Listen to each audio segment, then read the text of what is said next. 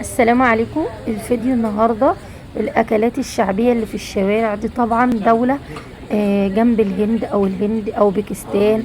يعني دولة ممكن يكون مسلمة. بيقلوا الحاجات، بيجيبوا البطاطس بيحطوا عليها الدقيق والكركم ويقلوها. بيقلوا القطايف، كل حاجة بيقلوها عندهم في الزيت. طبعا المقبلات بتاعتهم طعمها شهي جدا وحلو، أغلبيتها بتبقى من الدقيق، وبيحط عليه طبعا كركم، بيحط عليه مكونات كتيرة طبعا انا مش عارفاها ايه. بس اكل الشوارع دايما بتلاقيه طعمه له نكهة تانية خاصة. طبعا سبحان الله، ادي العيش لخبازه. كل بلد وليها تفانينها وليها المخبوزات بتاعتها. طبعا ده زي قطايف كده، حلويات بياكلوها.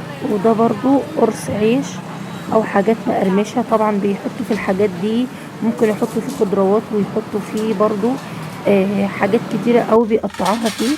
ده طبعا عجينة، ممكن يحشوها زبانخ، بيحشوها اي حاجة تخطر على بالكم، جبنة، اي حاجة حسب المكان اللي هم بياكلوا فيه.